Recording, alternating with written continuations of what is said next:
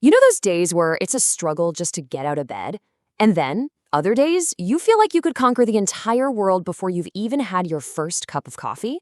We have all been there. Today, we're going to explore this incredible, ancient map that might just hold the key to understanding these hidden forces that shape our moods, our habits, and, well, our entire lives.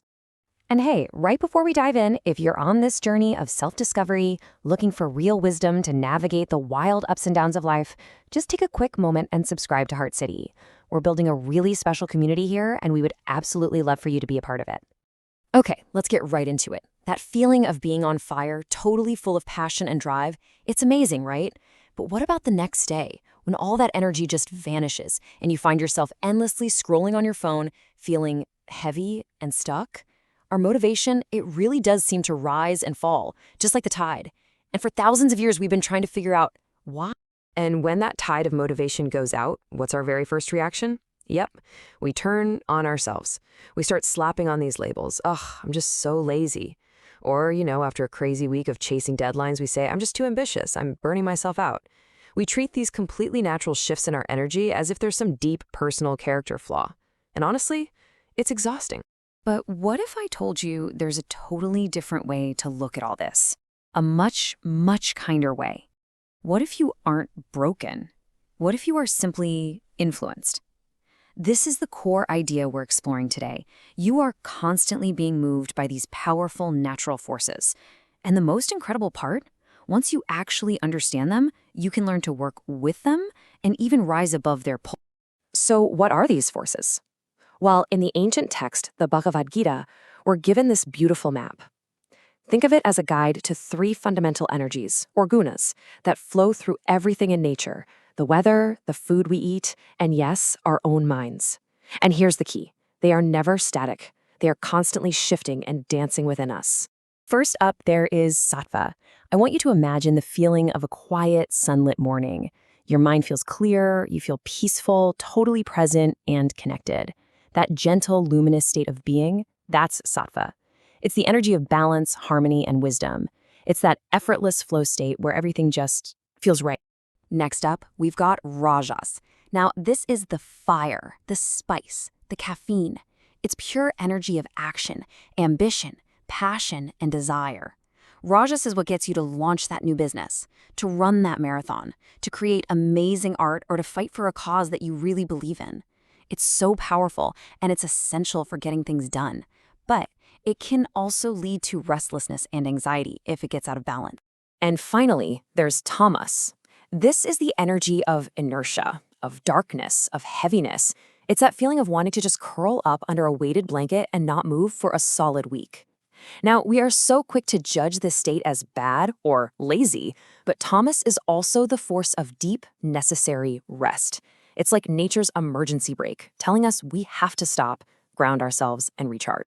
So Krishna says these 3 forces bind us. And I know at first that might sound a little negative, right? Like we're trapped in chains.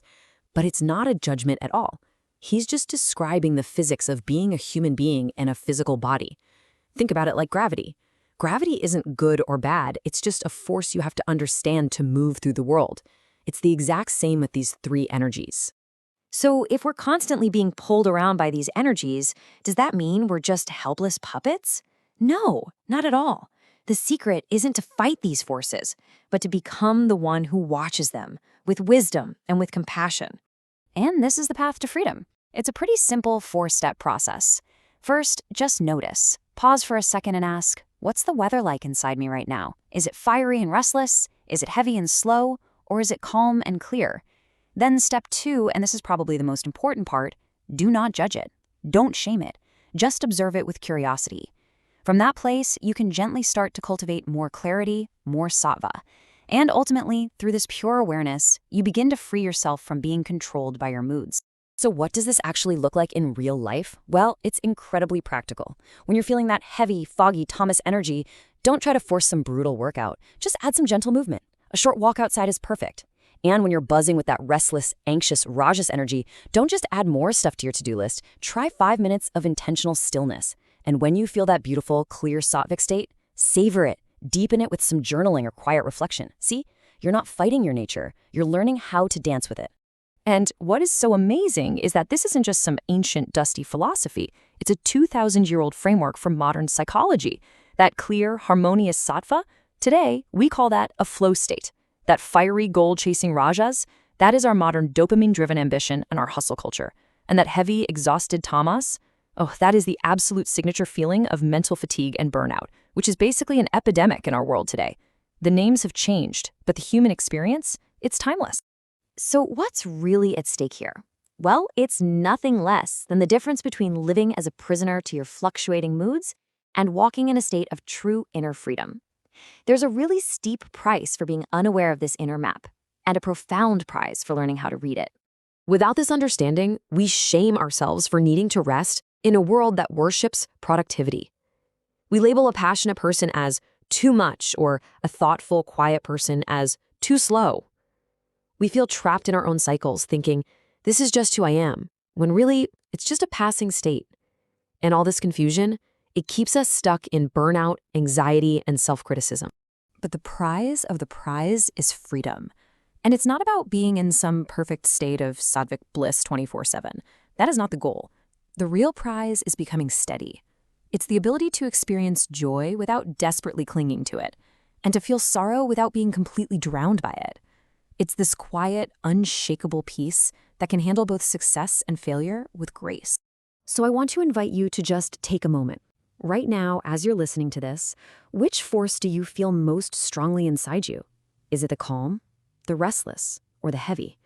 There's no right answer here. The first step is just to notice. And if this explainer has helped you feel even a tiny bit kinder to yourself, I would love to hear about it. Let me know by commenting gunas down below. If this ancient map has lit a little spark in you and you want more wisdom that can genuinely change how you see yourself and the world, please take a second to like this explainer, share it with a friend who you think might need to hear this today, and of course, subscribe to Heart City so you don't miss what's coming next. So we've learned how these three forces of nature are constantly influencing us from within. But this brings up an even bigger question. Is there something beyond nature itself? In the Bhagavad Gita, Krishna speaks of a supreme person, Purushottama, who exists beyond all three of these forces. Who is this being, and what on earth does that mean for us? Join me for our next explainer to find out. Stay curious.